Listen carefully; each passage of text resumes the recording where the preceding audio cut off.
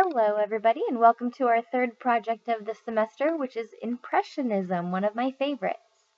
So for this project, we are only going to be using palette knives. We're not going to be using brushes at all.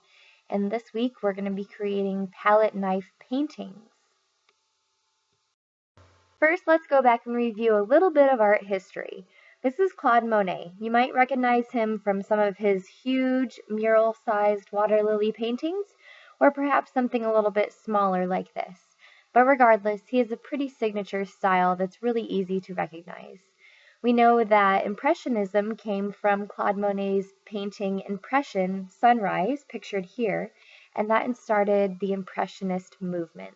The Impressionists were all about mood and feeling and how the emotion of a place felt rather than its realistic colors. Another well-known Impressionist was Vincent van Gogh, and of course we all know his Starry Night painting pictured here. What you might not know is that Monet and Van Gogh were very well known for using palette knives in their paintings. Sometimes they would use them in conjunction with brushes, and sometimes they would use the palette knives all on their own. But we can see from these close-up pictures here that palette knives really help to create a thick impasto, which means very thick paint, appearance here. Another lover of palette knives from our more modern world is Bob Ross, who I'm sure many of you will recognize from his painting show, but he used palette knives a lot to create texture in his mountains, and also just a lot in his ground cover, his foliage, and just a lot of details. He really liked the palette knives.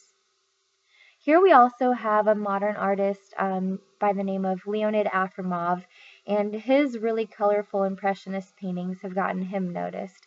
And you guys can see here another modern artist take on the palette knife birch tree painting. So again, just a reminder, we're just using palette knives for this particular project. You're going to use your palette knife to mix paint on canvas. Instead of mixing it on your color palette, you're going to actually mix it on your canvas and then spread it around.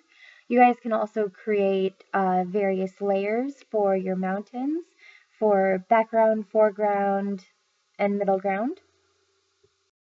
I have a quick speed video up next of me using the palette knives to create a palette knife painting.